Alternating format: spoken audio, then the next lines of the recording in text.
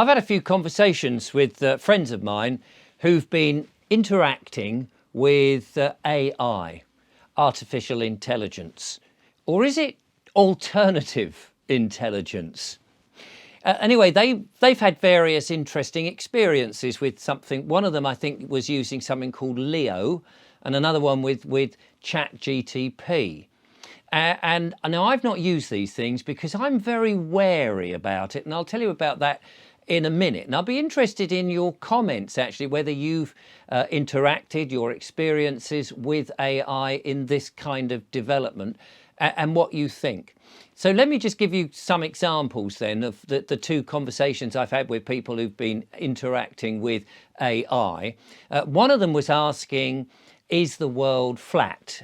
Does the world spin? Are we stationary? And was doing the whole flat earth thing and questioning very carefully, gingerly, trying to elicit responses from AI. And after several after several half an hour conversations with AI, typing out a question, getting something back, then typing out a bit more, going, well, if that's true, how does this work? And so on and so forth.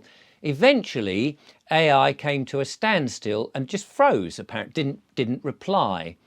And then my friend said, are you still there? And he went, yes. He said, well, are you not going to give me a response to that question? And it kind of, I think what he was saying is he came to a bit of a checkmate with it. It was like playing a game of chess. And my other friend was doing the same, but on a different AI platform. And he was talking about the medical intervention and was asking various questions about that. And was it true that this, and did that really happen? And how is it possible that this, and was asking a number of difficult questions, leading it on and getting a response. And I suppose, and again, he got to a point where it refused to comment, and it sort of either fell over, fell asleep, or just said, I'm not engaging with you anymore, which is a bit odd, and I grant you it is a bit strange. But what was worrying me in listening to these friends of mine relate their experiences in this is AI, artificial intelligence, or alternative intelligence, as I'm starting to think of it as, is it a trap?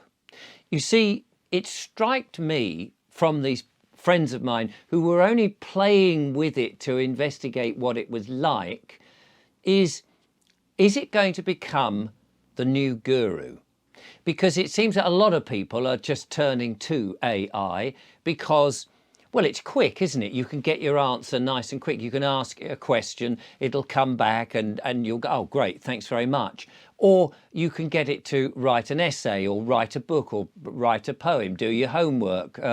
I could get it possibly to write these monologues for you. I have not engaged with AI because to me, I'm worried about it. I'm concerned. And my concern goes along these lines that I think, like all things, because it's quick, because it's fast, it's a shortcut.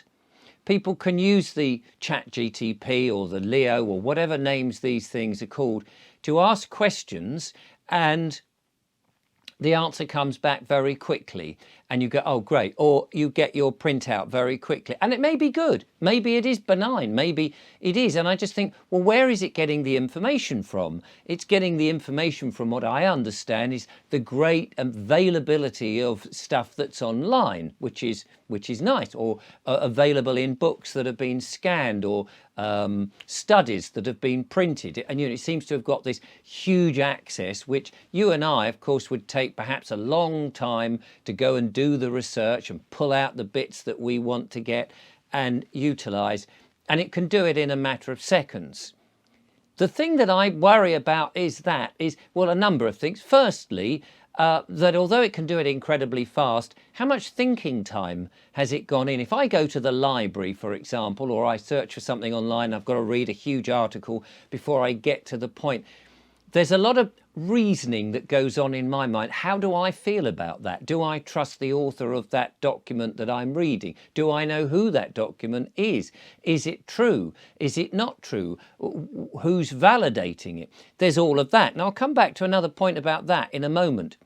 My other worry is, of course, that people are going to treat this as the new guru. It's going to be, it's easy, it's convenient, and we know how where convenience has taken the world. Everything's so convenient that they go to the supermarket and they just buy highly processed food, not even thinking about where that food comes from, how it's been processed, and what extra toxins and goodness knows what are in it, and what valuable things like the vitamins and minerals have been taken out or in the process of industrial farming were never there to begin with. And I worry that this is where these instant result things are going to be a bit like fast food. Is it actually full of anything that's of value?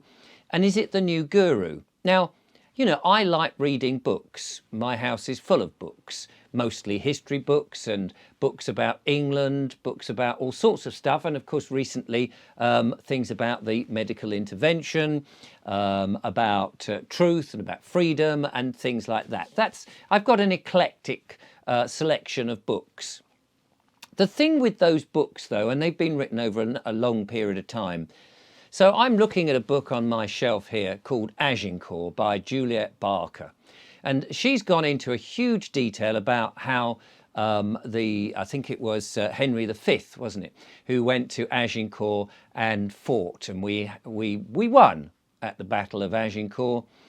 Mainly due to that longbow, and we all know the story, perhaps, of how the longbow was I think it's the yew tree that's used in it. It's bigger, and we can fire more stronger, and whatever. And anyway, we won. And there's a whole detail about the train of all the different people that went. You just think of it was just an army of people, but of course there's the whole train of the cooks and the carpenters, the bakers, the people providing the food, the medical people, and their wives and children, and all sorts of people were following along, and all the materials that they needed for war, and how much it cost, and she goes into huge amounts of detail. But the thing about it is, I can read that book, and I can go, I disagree with you.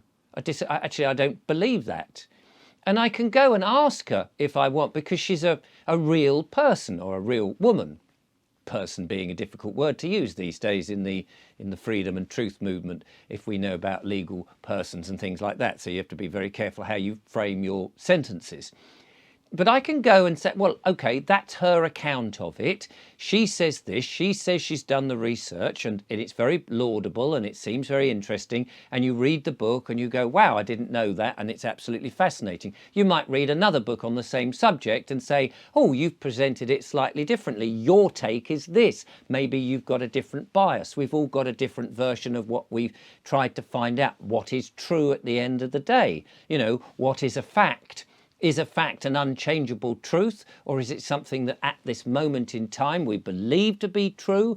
But can facts change? Can they 1 minute, you know, if the moon is deemed to be this distance and that's a fact, well, who says? And then somebody else measures it and actually, no, it's this distance, then the fact has actually changed, doesn't it? According to somebody. But with AI, whose name? Who's liable? Who's the person behind it all that says, this is where I validate, this is the information I've got. It's an artificial thing, isn't it? It's a bit like a corporation. You know, we have the government is a corporation. We know McDonald's is a corporation. There's lots of corporations out there. They're concepts, they're ideas, they're there for commerce, of course. They're dead entities.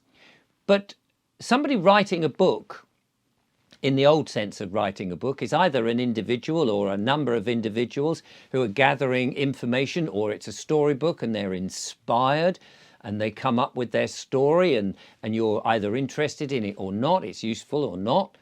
but there's somebody at the back of it who you can go and tap on the door and say, excuse me, could you tell me how you came to these facts? Or could you tell me how the research was done? Or could you explain that in more information that I can understand? Or how did you get your inspiration? What inspired you? But with AI, you're just getting this text back from a dead entity, an alternative intelligence, or artificial, not real. So is it a trap? Is it going to be the new guru that people go, oh, well, it must be true because it's in black and white? Now, we've fallen into that trap on reading books and saying, well, just because it's printed, it's got to be true. Or newspapers, and we know how newspapers are biased, but because it's in black and white, somehow we feel, oh my gosh, it must be true because they've printed it. Well, who printed it? Who's responsible? Who's liable for that printout that you get from AI? Is it true? Is it a series of documents that it's got access to, but it hasn't got access to these? Or are there programming parameters that says, don't talk about this? Is there a bias in all of this? Is it going to be a useful tool? Or are we all eventually just going to flock to this and believe it instead of perhaps going, if you're asking philosophical questions, to, I don't know, people like Alan Watts, for example, who made a series of interesting statements. He's on YouTube, and I mean, he's no longer with us, of course, or Dolores Cannon, who also has a different take, inspired people, people who've researched things and have an opinion. But they're people, aren't they? They've worked at it. But AI is what? An amalgamation of something that has come up from where? Is it useful? Is it truthful? Is it accurate? How do we know? Who is liable for the information it comes out with? That's the question. That's why I'm asking. Is it a trap? Or are people, the big mass number of people out there, just going to go, oh, but it's AI. It's got to be true, hasn't it? Because a computer spewed it out. Yeah, well, we've seen how that's been working with dead entities, with the courts, with the government, with no signatures, no one taking the liability in court cases, or things like that, where nobody wants to be responsible. Who's responsible if that 5G tower radiates your brain? Who's responsible for that? Some vague government minister? Who's responsible for what is spewed out with AI? And if you had to say, I've took your information and it proved wrong, and now I'm in a court case and it's all gone against me and I want to sue you, who are you going to sue? So my question is, what do you think about AI? What do you think about that? And who is responsible, and is it a trap? Or all those questions that you're asking, all those informations, like with my friend saying, oh, is the earth flat? Is it spinning? What about the medical interventions? Who's responsible? Should they have done this and should they have done that? Is it just more data harvesting? All those questions, are they going back to some central data hard drive somewhere that people are going, look, these are the questions people are asking. We are interested in what people want to know. What sensitive questions are they asking AI? I ask again, is AI a benign thing that is actually going to be useful to us? And maybe in a certain percentage it is. Or is it part of this digital revolution that is happening so very quick, and that we're running very fast, in my opinion, sleepwalking into something that we don't fully understand, that perhaps certain people, perpetrators of much of the nonsense that we've seen in this world, are in control of? Is AI a trap?